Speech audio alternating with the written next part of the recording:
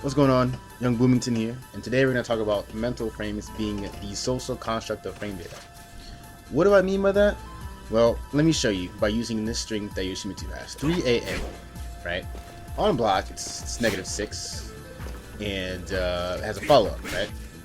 So, a lot of times Yoshimitsu players will do just 3A by itself, just kind of fish, but that's negative, right? So let's say Taki wants to BB after this. So if I try to go and take my turn, I get BB, right?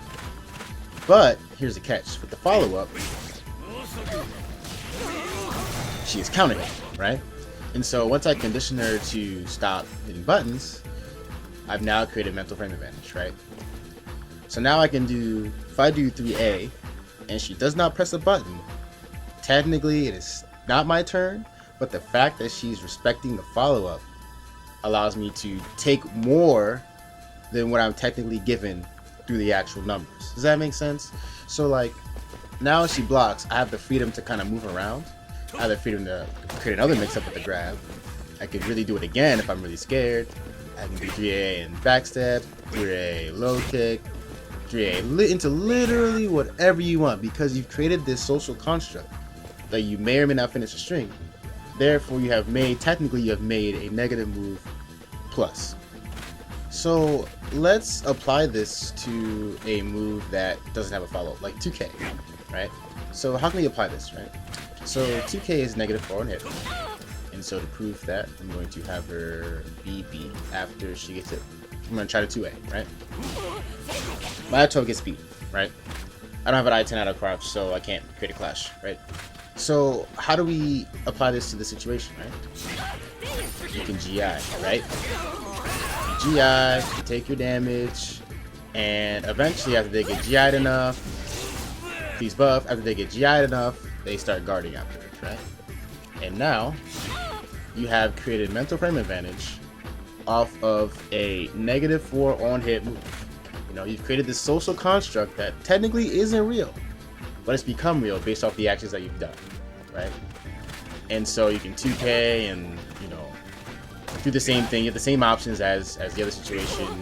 You can 2K, sidestep, 2K, rest 1K, 2K, 2A, 2K, backstep, etc., etc. Because of this social construct situation, this situation where you've gotten them conditioned to be afraid to attack after 2K.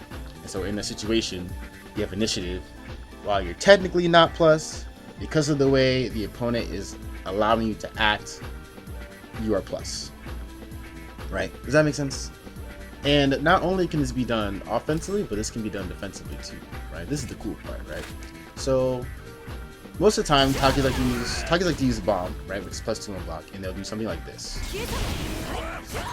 bomb into wall rising beat, right? And technically, that's uninterruptible. Well, I gotta block first. My I-12 gets beat out because it's +2 and wall rising BB is 12 frames, so it makes it 10, right? So let's say they condition you, right, to where like you just guard, you know, you just guard afterwards. Then the Taki does what you did and starts bombing twice, being greedy with her frame advantage and being like, hey, you're giving me more plus frames than you actually are there, so let me bomb you twice and get the guard gauge up, right? You know, you expect the wall rising BB, and then now you end up taking 28% guard damage, right? But if you catch that she's going to take her, trying to create this construct that isn't real, aka mental frame advantage, you can mash and you can hit her out of it, right? Defensively breaking down the construct and using real frame advantage, right? And that's where metagame start. This is all where like metagames start, and you'll see it a lot in high level caliber, right? You'll see people mash at weird spots. It's because they're understanding or the flow of conversation that's happening between their opponent and where the opponent wants to create mental frames and where the opponent doesn't want to create mental frames and be real. But you can apply mental frames to pretty much almost any situation in Caliber. That's what makes Caliber very, very fun and beautiful. You know, the fact that you can use mental frames to your advantage, right? And don't be limited by what I've shown you in this video. You can apply this concept to literally anything in Caliber. So go out there and think about it for yourself and be creative.